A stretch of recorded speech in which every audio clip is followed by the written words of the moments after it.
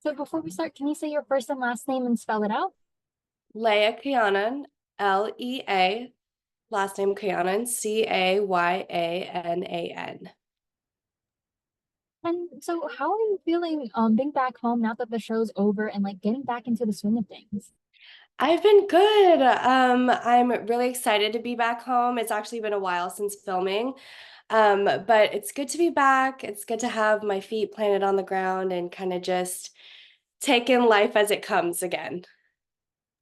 And how was like your overall bachelor experience? And were there things that like people weren't able to see through like the camera or might not have necessarily gotten or get to know? Yeah, absolutely. So overall, I think this was a once in a lifetime experience. It's absolutely life changing. I have so much gratitude for the people that I've met along the way and everything that I've been able to learn and grow from this. But I do think, we spend a whole week filming and that gets condensed into a 2 hour episode. So I definitely think, yeah, like there are things that get left out, conversations, dynamics that aren't exactly portrayed. So that piece always a little bit difficult to kind of process as someone who's lived it and now watching it back. But I think overall, I think it was a great experience. Um, yeah, yeah. And then how did you end up on the show or like what made you decide to do it? Yeah, so I have probably not had the best track record when it comes to dating. And I think after so many horror stories, as some may say, my best friends were kind of just like, oh my gosh, like, let me just take this into my own hands. And they submitted me for The Bachelor and they nominated me as a contestant. And kind of the rest is history. And I know you were at the last Bachelorette's final show. Is that kind of when you found out you were going to be on the show, or how did that work? Yes, so they actually told me and invited me, and I was under the impression that I was just meeting producers. Um, but then it happened to be the live show. And I was kind of like, you know what? We're just gonna embrace everything as it comes. And they actually announced Joey live. So I was one of the contestants that didn't know it was gonna be Joey before it was Joey, which was just so nerve-wracking and so exciting at the same time. But I kind of was just like, you know what, I'm just gonna be present and open my heart and open my mind to the possibility of whatever may come. And yeah, that's kind of how I ended up there. And then when your time on the show started to come to an end, what was going through your mind when you didn't get a rose? Yeah, I feel like I kind of saw it coming. I think I definitely recognize that, he has made a lot of other really strong connections. And I'm a smart girl. I read the room. I could kind of tell that our connection wasn't as strong as some of the other girls. So I definitely think I saw it coming. Obviously I was hopeful that I would have stayed longer, whatever it may be. But um I think as I didn't get a rose, I was kind of like, you know what? This is for my this is for the best for me as well. If Joey was my person, he would have been my person and he wasn't, and that is okay too. And then I know we were talking before a little bit. When you were eliminated, can you tell me a bit about those messages you started to receive through your social media accounts? Yeah, yeah. So I think as the season aired, and the conflict kind of gets hashed out on national television, people had some really strong opinions and comments, and um, I think people forget that we are absolutely still human, that we're not just TV characters or people on their screen, that we are human beings with real hearts, real emotions, real families, real lives. And I think that oftentimes reality TV cast members get dehumanized. And I think that that was really heartbreaking and challenging for me to live through. Um, but I think ultimately it has made me stronger. It's made me um, better. And, I'm starting to really learn from this, grow from this, and heal from this. And so I'm still walking away from the experience with a lot of gratitude. But I think at the time, it was an experience that just like brought me to my knees. And I don't think it gets talked about enough, but I think my cast of ladies has done a really, really brave and awesome job of starting that conversation again and, just addressing the hate and honestly racism that some of us have faced being on the show.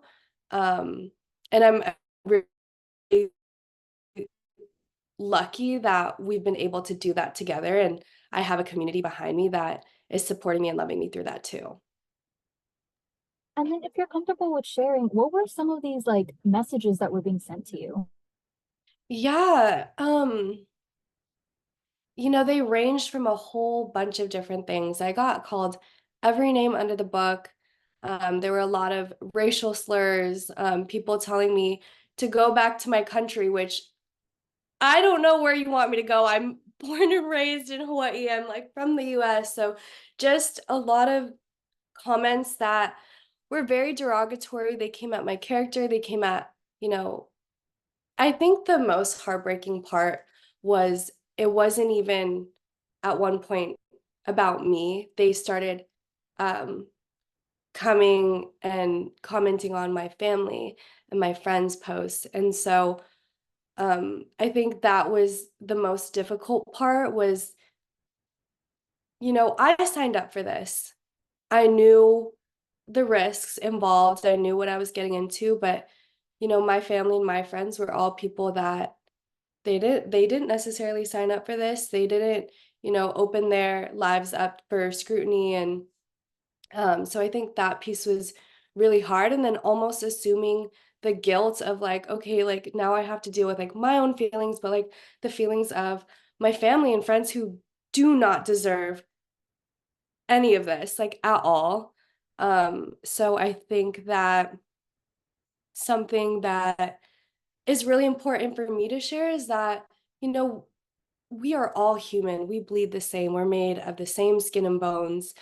Um, and just because like you don't agree with someone online or whatever it may be, I don't think it should open the door ever for someone to receive death threats or racial discrimination or whatever it is. Um, so I think, yeah, for sure that has been the hardest part throughout this whole process. And then is there anything you would like to say to these people who are making these comments? Um, I mean, my thing is you fight you fight hate with love. And so I know a lot of the comments being made, I have tried my very best not to internalize them, and to recognize that a lot of times when people are saying things, it's because so sorry. Oh my gosh, wait, let me turn this off.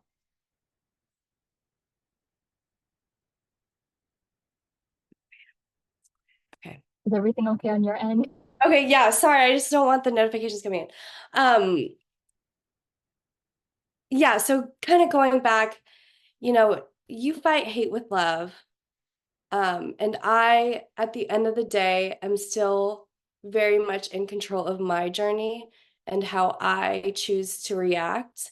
And I think that the best way to kind of get through something with this is to shine light where there is darkness. And I think that's been my biggest priority is just to put light back into a really dark time and space into my life. And so I think right now I'm focused on um, reclaiming like who I am and what I want to put out into the world. And that is very much light and love. And, so if I could say anything, I guess, to the haters is that, I love you just as much as the next person. And I hope that we can kind of start to move past some of the behaviors that people kind of go to when it comes to reality TV and um, polarizing opinions and whatever it may be. I just hope that people start to change the way that we interact online for the better. Yeah, I'm so sorry that you and I know a lot of the other girls or women who are also with you on the stage said that they also faced through that. So I'm so sorry you guys all have to go through that. It's But okay. Yeah, it's not your fault. Yeah, I guess these things kind of happen, and you kind of have to understand that in the whole media world. But if we can little by little change the way that we interact with each other online, I think it'll make all the difference. moving on to like a more lighter subject, how do you Yeah. feel about Jen being like the next Bachelorette? I could not be more excited, more proud. I'm like getting chills as I talk about this. I'm just so excited that we have someone like Jen to kind of take that world stage and be the Bachelorette, be the face. And she is, our first Asian American Bachelorette. And I think that is something that is so, so special. And I'm just excited for everything that she's going to do with it. And the model that she's going to be able to be for so many young girls that are looking for that representation. So I'm just so excited for the way that Asian Americans are starting to show up in media and take up space. And Jen is just a doll, and I think she's going to just kill it and hopefully find her love, and I know she will. So I'm just sending her all the love. I can't wait to see her journey unfold. And then can you tell me a bit about what does it mean to have Asian representation, or what does that look like? Yeah, I think it means everything to me to have Asian Americans take up space in the media where we, historically and typically don't get to see that very often, as at least not as often as the majority counterparts. So for me too, just being able to have opportunities like this and take up space in the media is something that is so humbling and something that I'm very blessed to be able to do.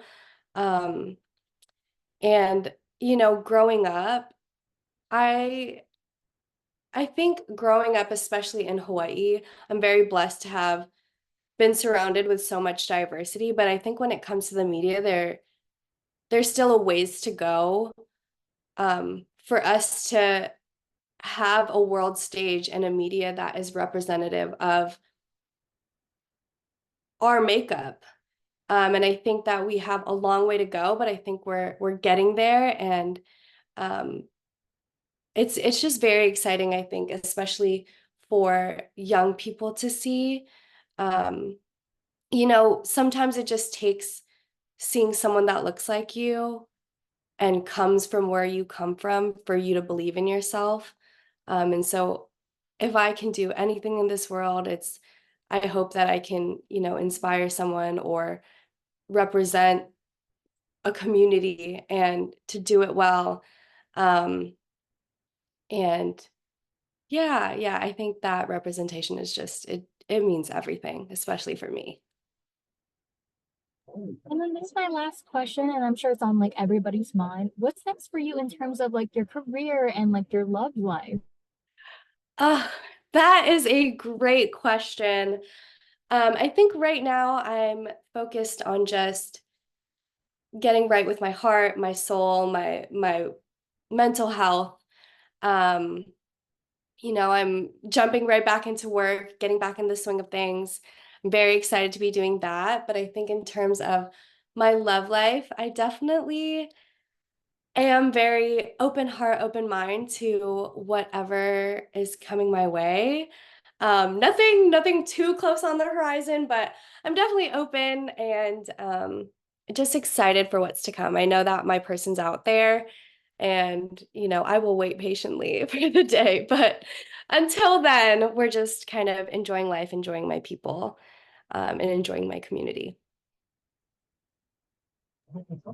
Thank you again so much for doing this interview with me. I love talking with you, of course. I'm just gonna stop this.